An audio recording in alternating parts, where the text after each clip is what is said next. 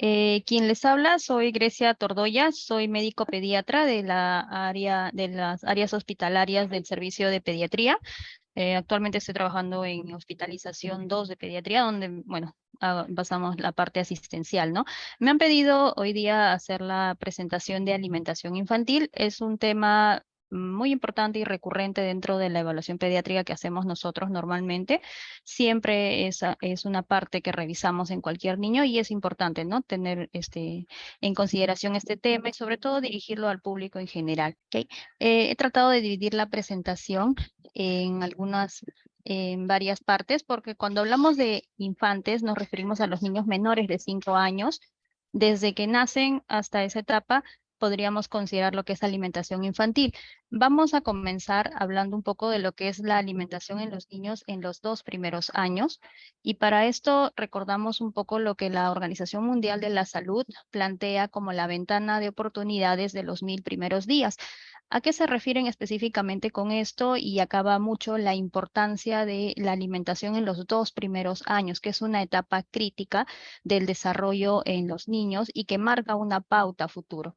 Cuando hablamos de los 1000 primeros días, nos referimos de los 1000 primeros días de vida desde que un ser humano se concibe hasta que cumple los 2 años.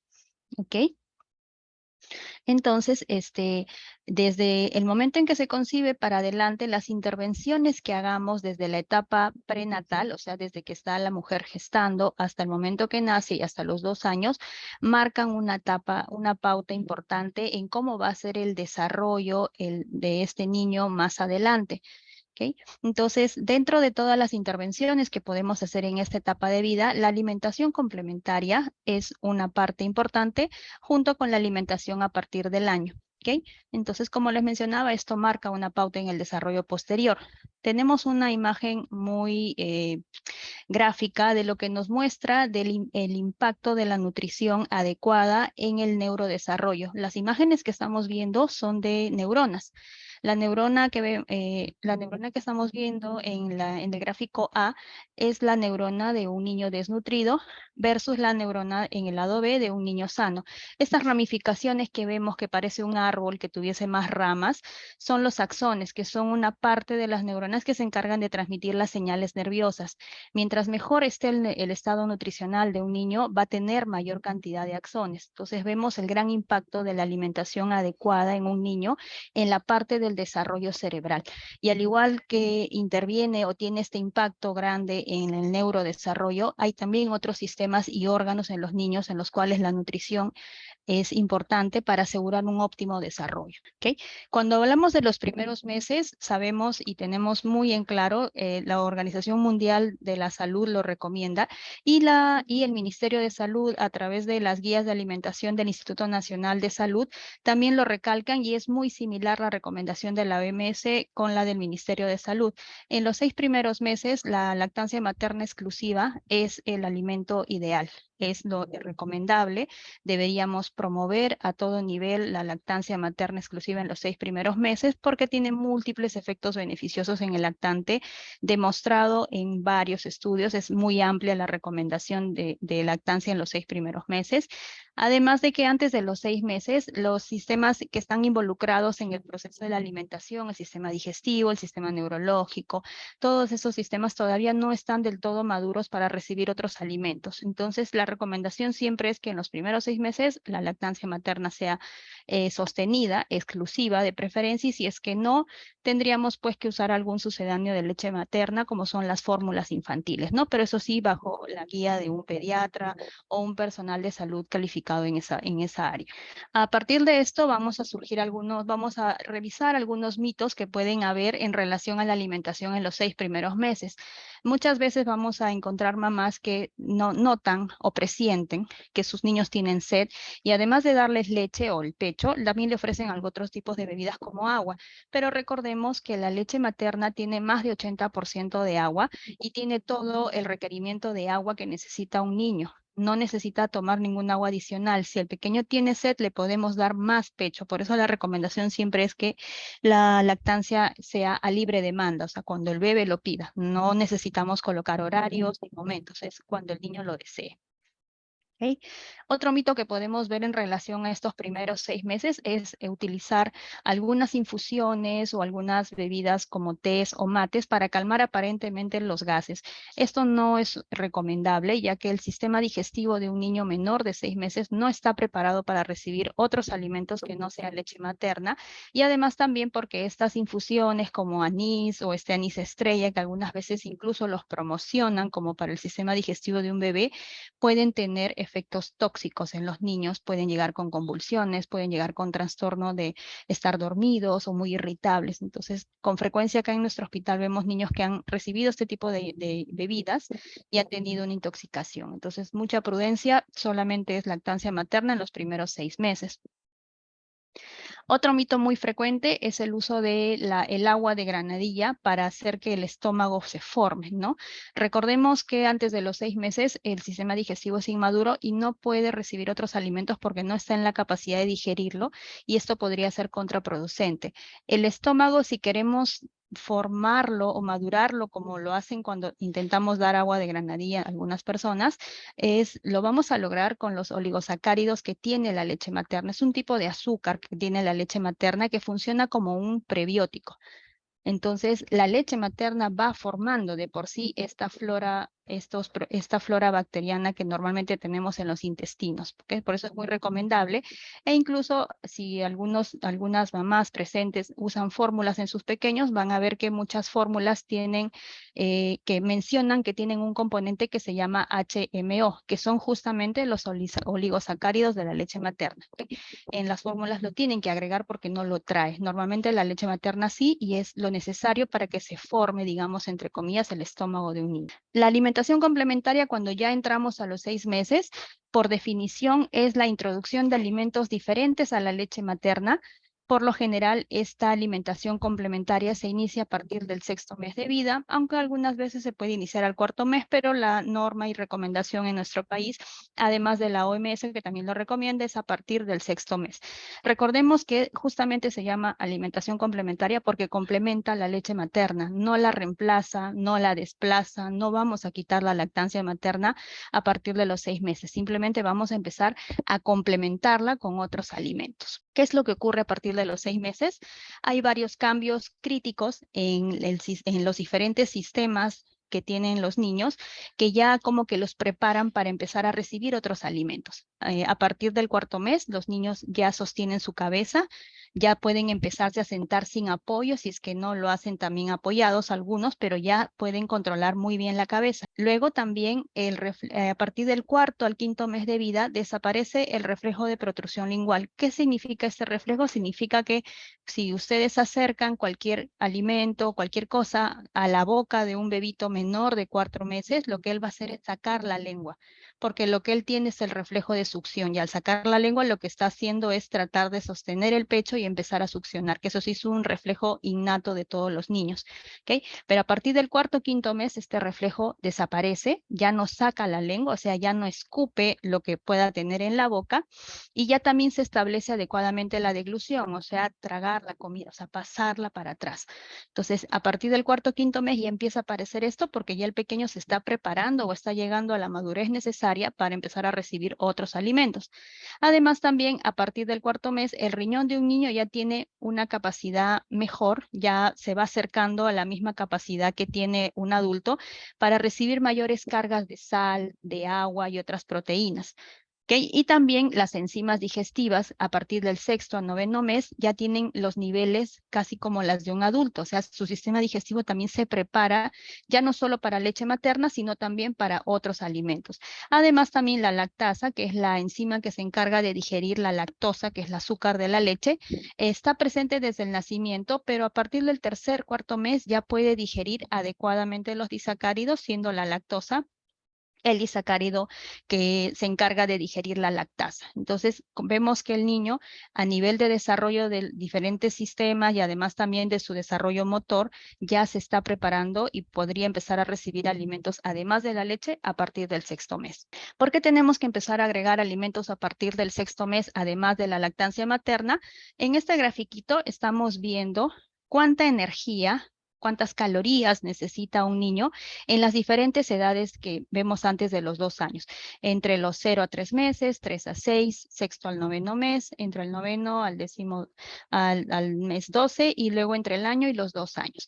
Lo que vemos coloreado o lo que está de color rosado o medio melón es la energía que da la leche materna, que si observamos, vemos que a partir de que hasta los 6 meses, toda la energía que necesita un niño al día la va a dar la leche materna, pero a partir del 6º mes hay un tramo de energía que lo vemos en este color medio azul, medio morado. Este tramo, esta brecha de energía, es la que tenemos que completar con alimentos. Entonces, a partir del 6º mes, la leche materna sigue siendo un alimento muy importante, porque si ustedes ven, casi la mitad de la energía que necesita un niño antes del año de vida, entre los 6 y el año de vida, se la va a dar la leche materna, pero tenemos que completar esta brecha, esta franja que vemos de color lila o azul. ¿Okay?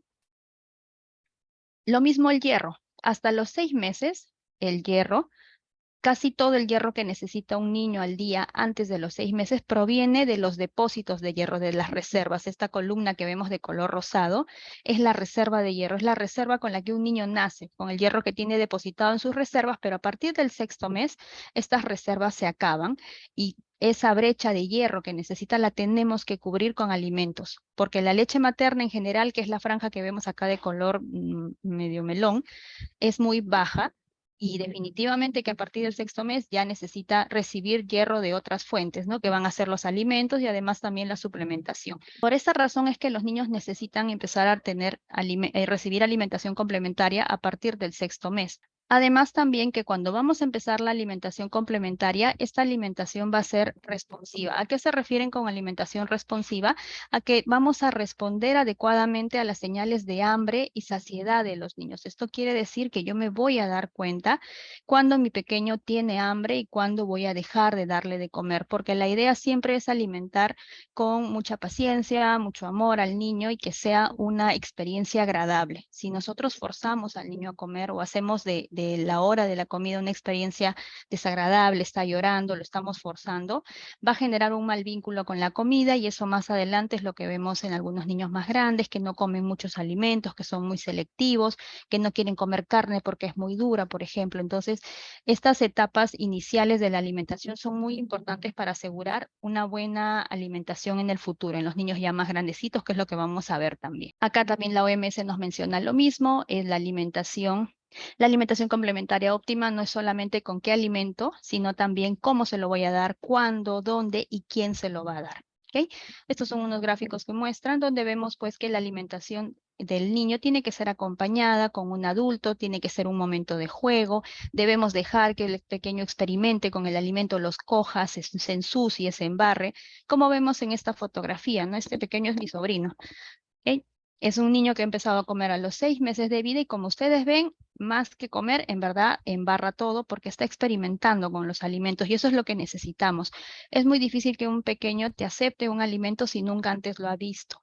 Puede tener la curiosidad, pero es mejor hacerlo experimentar, que coja los alimentos con la mano, que se ensucie si quiere que se lo meta a la boca, si es que no, pero ya lo experimenta. Y eso me ayuda a que en la siguiente oportunidad que yo le ofrezca un alimento me lo acepte con mayor facilidad.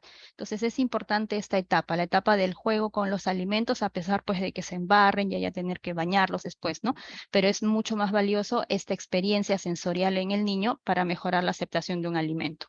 Otra pauta muy importante cuando estamos dando alimentación complementaria es mantener una higiene adecuada. Recordemos que el pequeño va a recibir alimentos además de la leche materna. La leche materna por lo general es un alimento seguro, no necesita tener ningún proceso de preparación ni de cocción, es directo del pecho y asegura una buena alimentación con muy bajo riesgo de infecciones, pero cuando ya empezamos a darles alimentación complementaria, hay que tener mucha higiene al momento de preparar los alimentos para tratar de que los pequeños no aumenten el riesgo de tener infecciones estomacales, que en esta edad van a empezar a tenerlas, no solo por los alimentos, sino porque ya a partir del 6º mes ya empiezan a explorar, ya se sientan solos, pueden empezar a gatear y ahí pueden coger cosas del suelo y se las pueden llevar a la boca, ¿no? Entonces, la preparación de alimentos tiene que ser con mucha limpieza, con mucha higiene.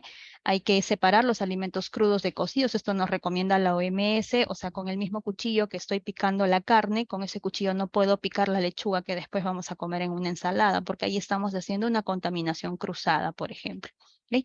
Cocinar los alimentos completamente, preferentemente en los niños vamos a recomendar que los alimentos estén completamente cocidos, salvo algunas frutas, algunos alimentos que podemos ofrecer directamente. No por lo general son las frutas, lo que sí no vamos a cocer en general, pero manteniendo la limpieza, lavarlas, picarlas en una tabla limpia y ofrecerle antes de darle el alimento al bebé, limpiarle también sus manitos, su cara y la zona donde él va a comer, que sea un lugar limpio. ¿Ok? O mantener los alimentos refrigerados, sobre todo cuando hace calor, porque la descomposición es más rápida en la época de verano, y usar agua segura, agua potable de preferencia y completamente hervida antes de ofrecerla. Vamos a comenzar a partir de los 6 meses con pequeñas cantidades de alimentos. Esa es otra pauta en la alimentación complementaria. Y vamos a ir aumentando progresivamente la cantidad de alimentos que le vamos a dar. Esta tabla del INS, acá del Perú, nos menciona de que vamos a empezar a los 6 meses con 2 comidas diarias y a medida que va avanzando en edad vamos a ir aumentando las cantidades y agregando algunos refrigerios y la lactancia materna sigue siendo a libre demanda en todo momento. ¿Ok? Más o menos entre el sexto y octavo mes vamos a ofrecer unas 3 a 5 cucharadas, que más o menos es medio plato mediano. Entre el mes 9 y 11 vamos a presentarle 5 a 7 cucharadas y unas 7 a 10 cucharadas. Estas cantidades es para asegurarnos un aporte de calorías y energía necesarios para que los niños tengan una buena ganancia de peso y talla, pero estos son cálculos teóricos. Otra cosa que nos recomienda mucho la OMS y también el Ministerio de Salud es que no seamos muy prescriptivos con los alimentos. ¿A qué nos referimos con eso? A que no todos los niños comen igual y no comen las mismas cantidades, pero mientras mantengan pesos y tallas en sus controles adecuados, estamos bien. ¿Ok? No vamos a esperar que todos los niños desde el primer día se coman 5 cucharadas de papilla. Eso no va a ocurrir. Probablemente el primer día comerá 2, el resto lo tirará al suelo, se lo tirará por el cuerpo y luego a medida que van avanzando los días va comiendo cada vez más y vamos logrando las cantidades, pero no hay que ser, como les digo, muy estrictos. No es obligatorio que se coma sus 5 cucharadas en un solo plato. Hay niños que pueden comer esta cantidad, se la pueden comer en 4 o 5 partes. Hay otros niños que una sola se comen toda su ración, ¿no? Y cada persona es variable y desde que son niños vamos a darnos cuenta de eso, que no todos los niños son iguales. Mientras mantengamos crecimiento y desarrollo adecuado, estamos bien y nos aseguramos de ofrecerle un alimento adecuado. ¿Okay? Acá mencionan el uso de cucharas y un plato mediano, pero es un poco complicado porque no todos los platos y no todas las cucharas en las casas son iguales, pero sí podemos tener algunos parámetros, ¿no? Esta es la misma información que les mostré en la diapositiva anterior, solamente que la OMS lo pone un poco más exacto con mililitros y todo, pero es muy complicado para una mamá en casa, por ejemplo, calcular estas cantidades. Por eso el uso de cucharas es más práctico para poder tener algo más accesible, una cuchara en casa y poder medir. Y más o menos, si nosotros comparamos, cuántas cantidades y todo, vamos a verlo ahorita, les voy a explicar, pero recordemos que dentro de la alimentación complementaria, las sopas no son alimentos recomendables porque son alimentos muy pobres. Si ustedes observan, por ejemplo, 100 gramos de una sopa cualquiera, cuando separamos el líquido del sólido, vamos a encontrar que solamente 50 gramos de esta sopa es alimento sólido y el resto es agua. Y el agua no tiene ningún aporte nutricional, solamente hidrata. Entonces, no es recomendable darle sopas a los niños en estas etapas porque pueden correr el riesgo de desnutrirse porque el agua desplaza los alimentos sólidos que son los que realmente alimentan y ayudan a crecer a los niños. Cuando hablamos de las papillas, vamos a ver la consistencia y normalmente las papillas tienen que ser papillas secas y espesas, que uno las coja con la cuchara y no se volteen. Acá tenemos la misma foto, pero con la cuchara puesta de costado y el alimento no escurre. Eso es lo que tenemos que lograr al momento de ofrecer una papilla, que sea una papilla espesa, porque de esa manera aseguramos que sea un alimento con bastante energía y que nutra adecuadamente al niño. ¿Okay? Y la otra recomendación también que nos dan en estas etapas es que aumentemos la consistencia y la variedad de los alimentos gradualmente, el niño va creciendo. Al comienzo, en los 2 primeros meses, entre el sexto y octavo mes, vamos a dar aplastados o purés finos.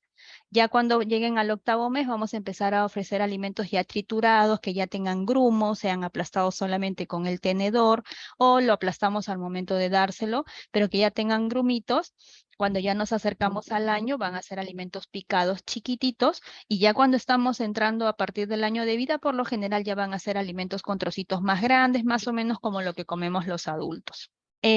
Acá vemos otra foto de cómo vamos a ir variando la textura y la consistencia de los alimentos. Entre el sexto y octavo mes es un puré fino, pero ya para el mes 8 y 12, antes del año, ya tiene que empezar a ofrecerse alimentos aplastados o grumosos, y que tengan también ya picaditos y tengan pequeños pedacitos de comida.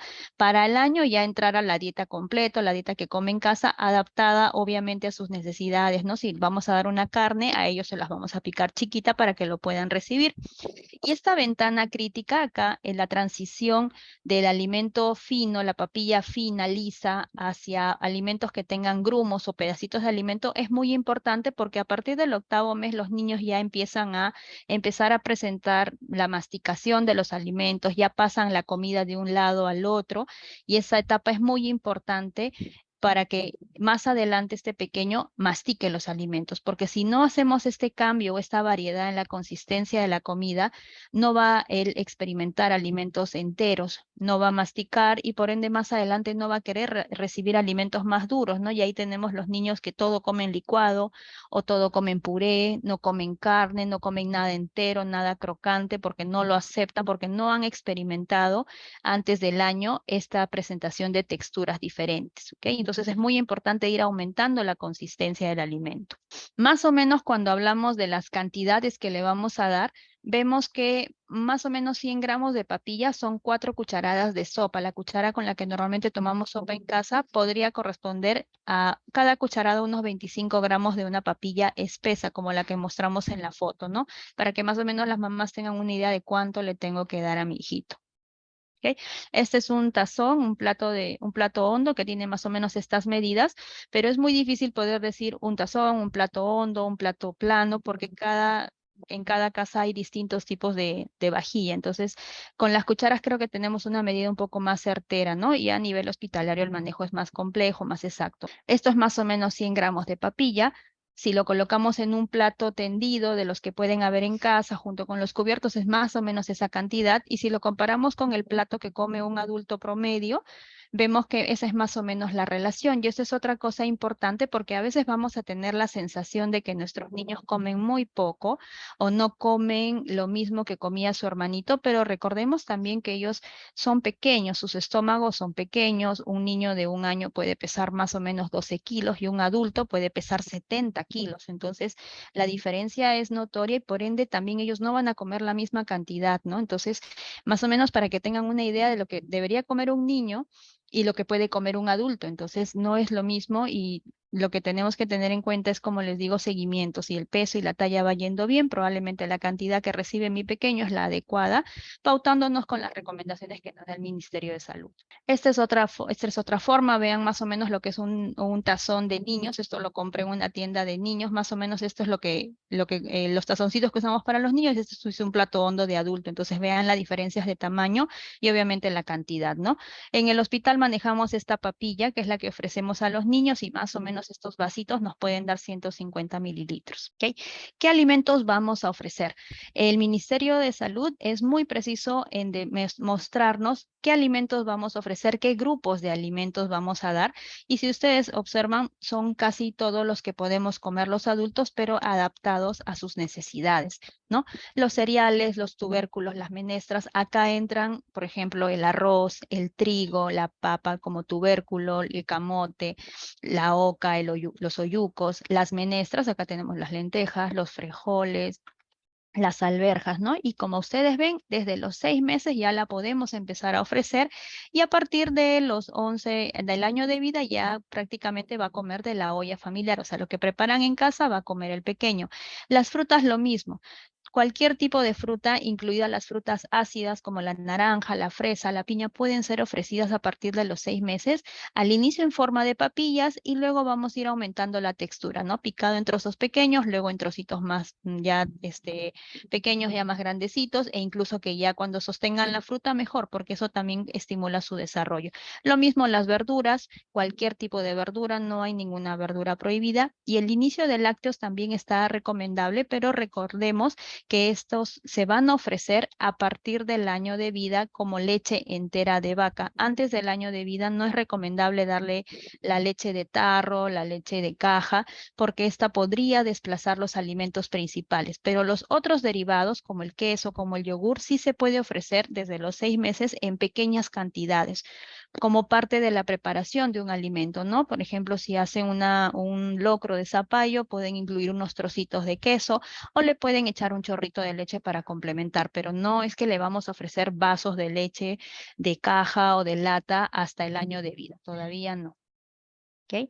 Y bueno, tampoco adicionar azúcar. Los yogures que ofrecemos son yogures naturales, que no tienen azúcar ni sabores, porque los yogures azucarados pueden tener alta cantidad de azúcar comparable con cualquier golosina, ¿no? Y eso sí, en general no es recomendable en ningún niño.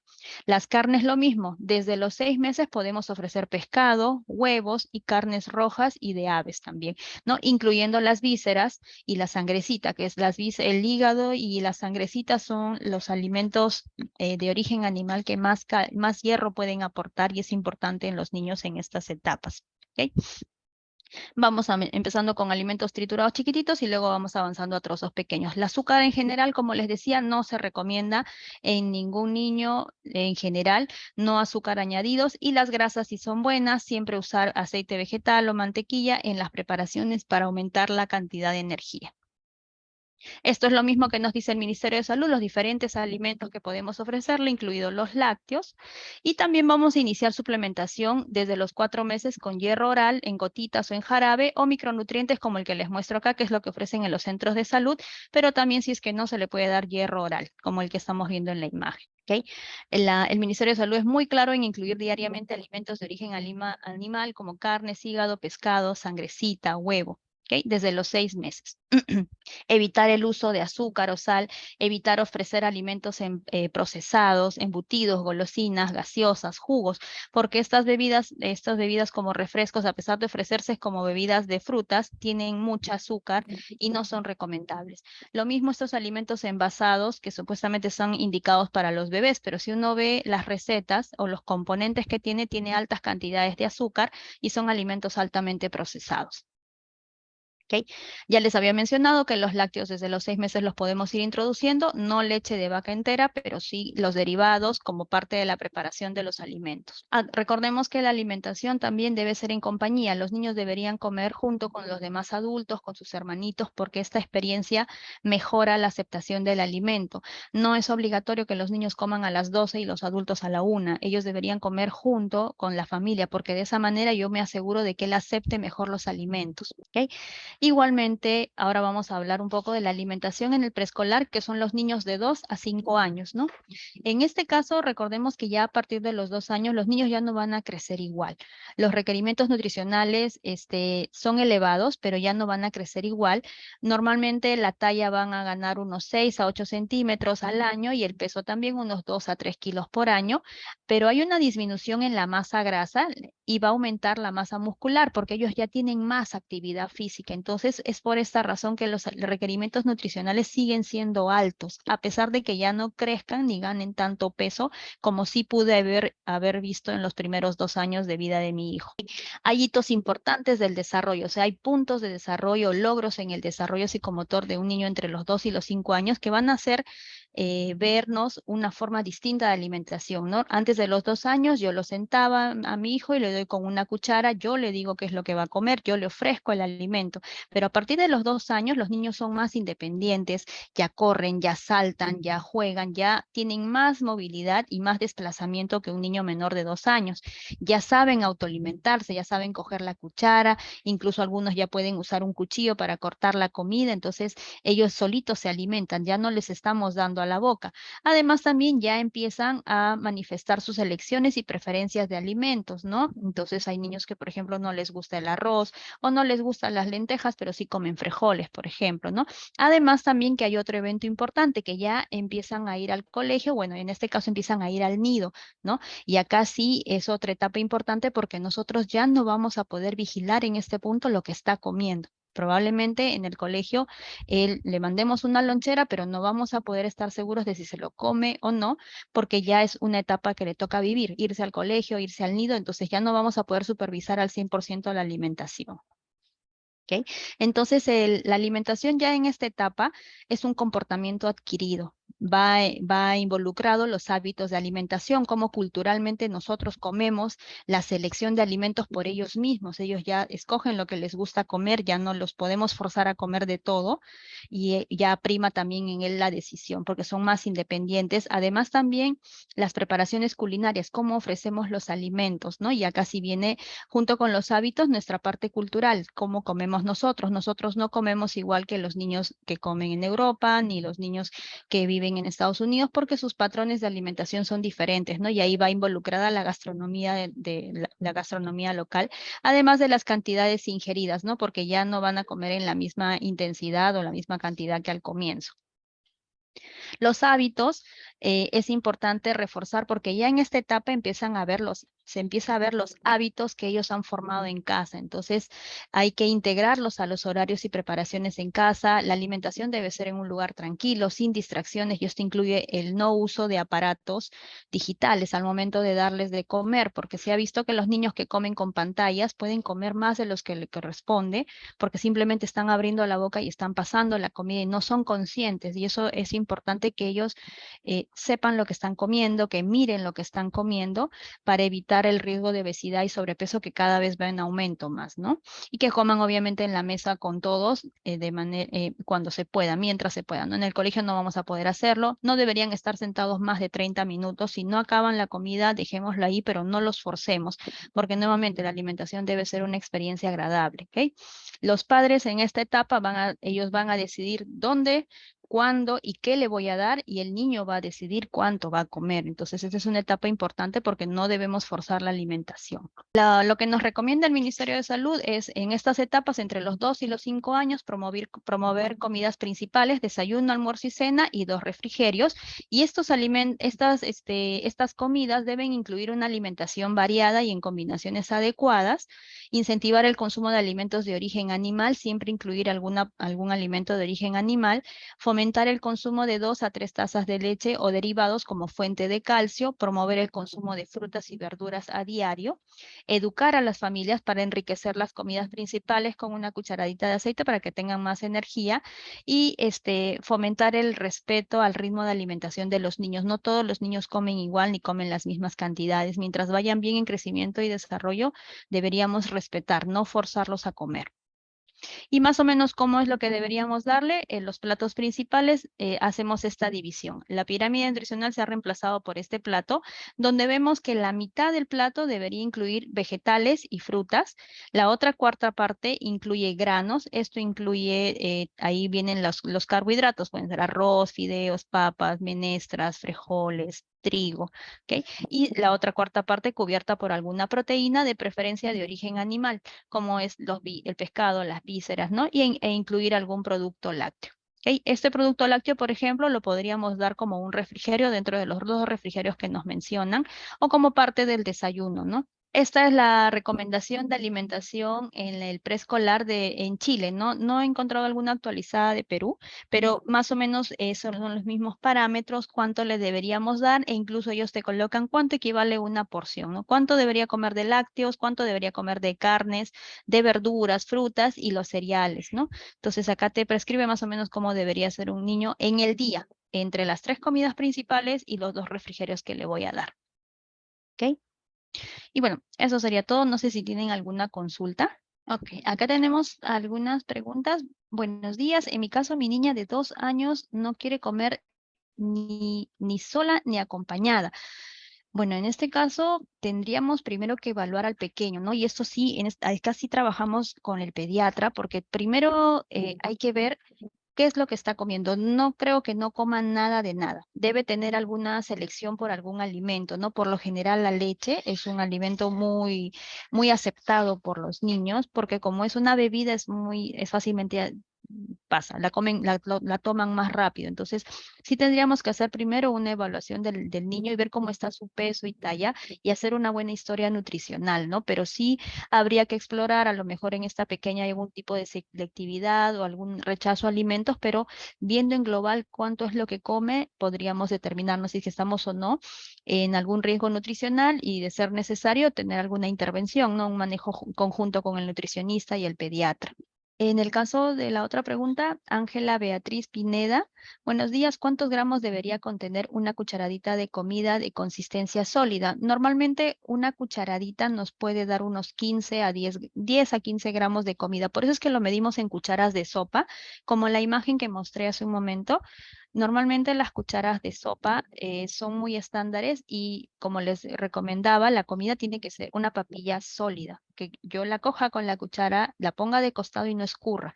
Si es de esa consistencia la comida, la papilla o cualquier comida sólida, una cucharada más o menos nos puede dar unos 25 gramos y más o menos es una cuchara de sopa que en esa cantidad nos podría dar. ¿Alguna recomendación en el material del menaje para la primera vez que coma?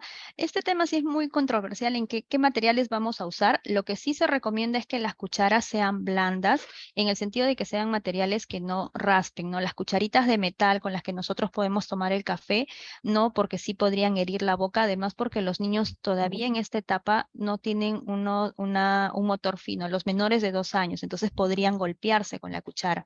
En su emoción, en sus ganas de jugar, podrían tirarse la cuchara en la cabeza, por ejemplo, y hacerse daño o dentro de la boca, ¿no? Entonces, por lo general se recomiendan las cucharas blandas de algún material de plástico. Ahora último han aparecido unas cucharitas que parecen de silicona, que también podría usarse, pero en verdad lo más importante es que el pequeño me acepte el alimento. Si es una cucharita blanda y por lo general de bordes romos, no vamos a usar tenedores todavía en ellos, o si los usamos que sean lisos, que no rasguñen. Y el menaje lo mismo, les recomendaría que sea un plato de un material resistente porque es muy probable que el pequeño tire el plato. Entonces, un plato de loza va a romperse definitivamente, podría ser cualquiera. Y recuerden que si vamos a utilizar esos platos para calentar el alimento en un microondas, ese envase sí tiene que tener aprobación, que por lo general en la caja viene escrito de que no se pueden colocar en microondas, pueden aguantar altas temperaturas, ¿no? Porque si es que no, pues lo calentamos en la olla y después se lo servimos y eso sí, el alimento tiene que estar tibio. Esto quiere decir que yo pongo la mano y puedo tolerar mi mano puesta ahí, porque si después de un rato me quema y tengo que sacar la mano, eso no le puedo ofrecer a un niño. Los alimentos en los niños son tibiecitos, que uno los pueda tener en la mano y no sienta incomodidad. Cuando coloco el celular, sí logra recibir algunas cucharadas.